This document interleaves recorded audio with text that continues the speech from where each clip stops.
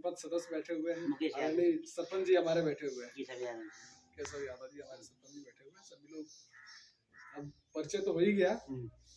और मोदी जी की जो नीति है, मोदी जी की जो व्यवस्था है, आप सब लोग जानते हैं, उनके कार्यों से आप लोग वाकिफ होंगे।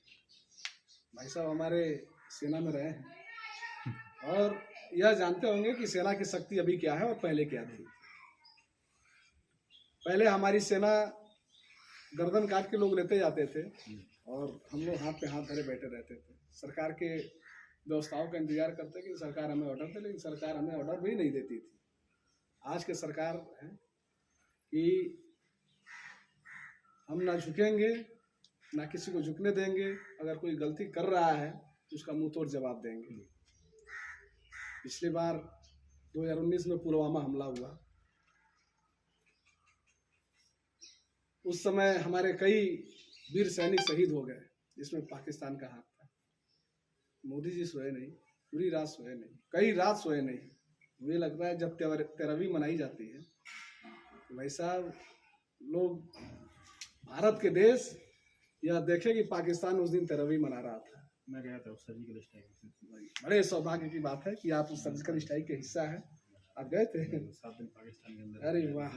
राजौरी में उरी सेक्टर के अंदर मैं एक वो हमको मिला। तो आपसे ये चीज बताने की जरूरत नहीं है, भारतीय सेना को मोदी जी ने किस कदर बढ़ाया है। अजय डोभाल जी और वो सोए नहीं थे, किस कदर बढ़ाया है भारतीय सेना, उनके हमारे पास वीडियो कॉन्फ्रेंस से। अच्छा। देखिए बड़े सौभाग्य की बात है कि ऐसे व्यक्तित्व से हमें भी मुलाकात हो गई। इनका एक व्यक्तिगत मैं और अपना इनका फोटो मैं साझा करूंगा पार्टी में कि भाई ये उरी सर्जिकल स्ट्राइक के भाई साहब उसमें हो रहे हैं, इनका योगदान उसमें रहा है। भारतीय जनता पार्टी जो है विचारों की पार्टी है और बाकी दूसरे दल और हमारे दल में बड़ी अंतर है, जमीन आसमान का अंतर है। भारतीय जनता पार्टी हमारे देश के लिए काम करती है, भारतीय जनता पार्टी हमारी जनता के लिए काम करती है, भारतीय जनता पार्टी हमारे किसानों के लिए काम करती है, भारतीय जनता पार्टी हमारे नौजवानों के लिए काम करती है। भारतीय जनता पार्टी के जो सिद्धांत है, कांग्रेस की पहले सरकार रही होगी, आपने देखा होगा, अपराधीकरण बड़े बिजोड़ बड़ी तेजी से था, सड़कें नहीं थी, बड़े दूर दूर तक हम लोग सड़कों के बिना हम लोग तबाह थे। अगर कोई घर का परिवार कोई बीमार पड़ जाए तो हमें हॉस्पिटल जाने में बड़ी कठिनाई होती थी, कई व्यक्ति तो बीच में दम तोड़ देता था। भाजपा की सरकार आई, मुझे लग रहा है कि पूरे मध्य प्रदेश में कोई ऐसा गांव नहीं है जहां से गांव से अगर हम बाहर निकले तो सड़कें हमें अच्छी न मिल जाए। कोई ऐसा गांव नहीं है जहां बिजली आज के डेट में नहीं है। पहले बिजली भी नहीं होती थी, हम लोग ढेबरी जलाते थे, मिट्टी का तेल उसमें डाल के और कपड़े लगा के उसको जलाते थे। हमें लग रहा है कि वो अब एक सपना हो गया। भारतीय जनता पार्टी जमीन पे काम करने वाली है। किसानों के लिए भारतीय जनता पार्टी ने देखा है, उसको किसान सम्मान निधि के तौर पर नवाजा, चाहे वो केंद्र की सरकार हो चाहे प्रदेश की सरकार हो। उत्तर प्रदेश में ऐसा नहीं है, सिर्फ केंद्र वाला वो पैसा आता है, लेकिन इस प्रदेश में शिवराज जी की दूरदर्शी नजर जो प्रदेश की तरफ से भी 6,000 रुपए और केंद्र की तरफ से भी 6,000 रुपए उनको मिल रहा है। लाडली बहना योजना का लाभ अगर उस घर में महिलाएं हैं तो उसमें भी मिल रहा है।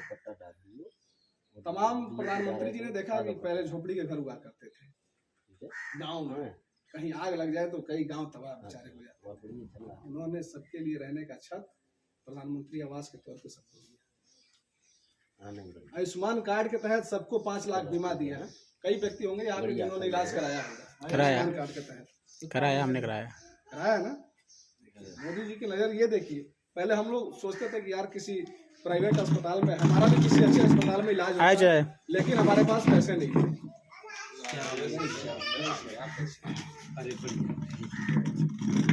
बढ़िया कुछ बढ़िया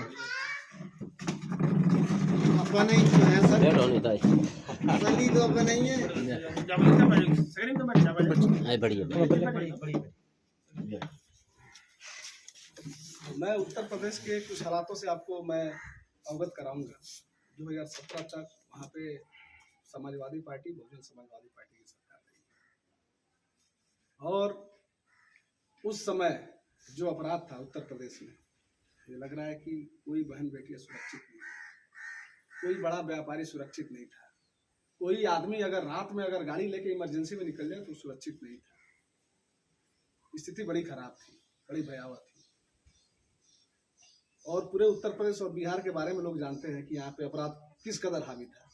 आज भी बिहार में अपराध हावी है, लेकिन उत्तर प्रदेश में पूज्य महाराज जी की सरकार आई और आज के डेट में आपको देख रहे हैं उत्तर प्रदेश पूरे न्यूज पे छाया रहता है। अपराधी नेशनलाइज हो गए और योगी जी ने कहा था, महाराज जी ने कहा था कि अपराधी या तो अपराध छोड़ दे या तो उत्तर प्रदेश छोड़ दे, नहीं तो उनका स्थान उनको पता है कि कहाँ होगा। और कुछ दिन पहले आपको दिखाया था अतीक अहमद जैसे दुरांत अपराधी का जो बेटा है उमेश पाल, जो वकील है, जो राजू पाल हत्याकांड का जो गवाह था, उसको दिन दहाड़े उन लोगों ने मारा। उसका असर उन लोगों ने देख लिया। जो उसमें जो शामिल था, जो व्यक्ति शामिल था, योगी सरकार ने उसको इनकाउंटर करके उसको ढेर करने का कार्य किया। उसका सरगना अतीक अहमद, अब्बास अहमद, उसका भी आपने हाल हस्र देख लिया था।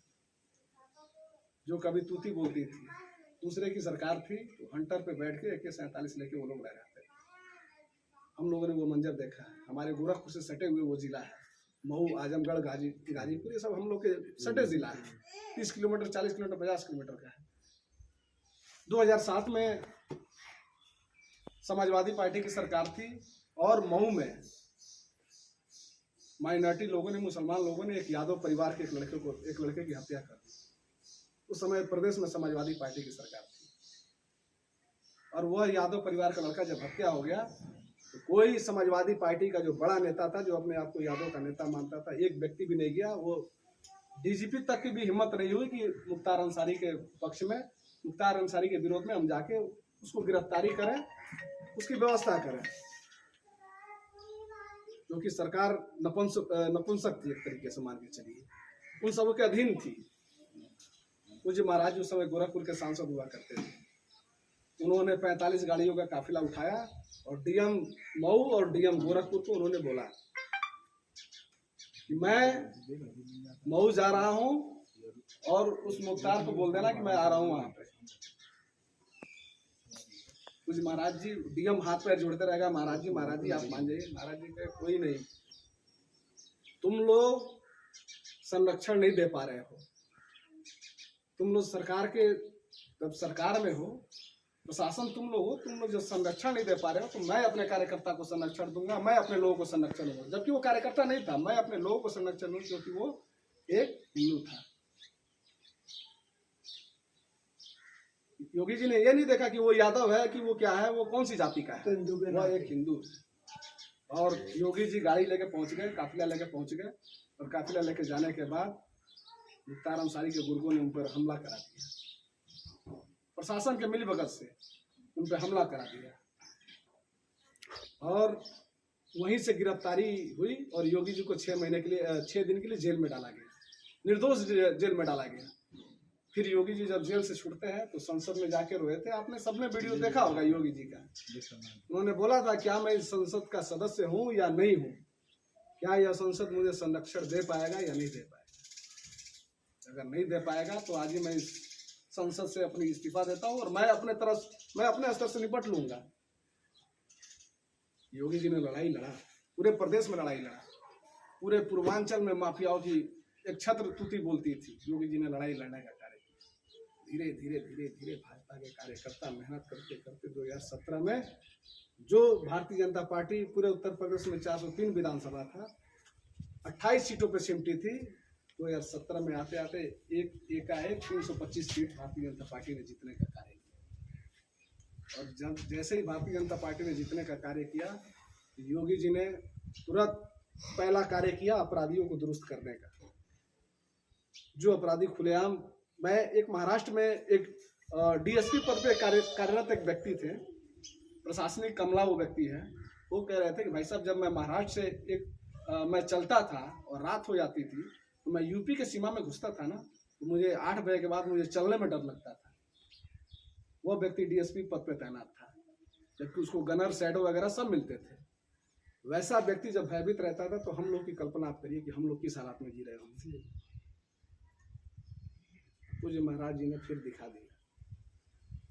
जो गुंडे असले लेकर खुलेआम घूमते थे, आज वो प्रदेश छोड़ के भागने पर विवश है। नहीं तो कोई प्रदेश छोड़ दिया, नहीं तो कोई ऊपर चला गया। विकास दुबे का आपने हाल देखा होगा, 7-8 पुलिस वालों को उसने मार दिया। महाराज जी ने उसको उज्जैन से यहाँ से गिरफ्तार करके रास्ते में उनका व्यवस्था बढ़िया कर दिया। ये भारतीय जनता पार्टी की ताकत है। सेना में आपने देखा होगा, भाई साहब उसके गवाह हैं। ये मोदी जी की ताकत है।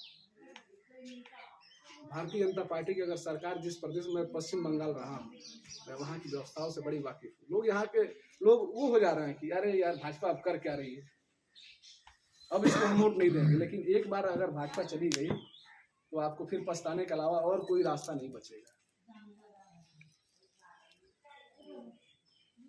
इसलिए हम लोगों को, दूसरी जो कौम है वह व्यक्ति लाख गुनाहगार है, अगर वो चुनाव में खड़ा होता है तो उसकी कौम उसके लिए खड़ी हो जाती है।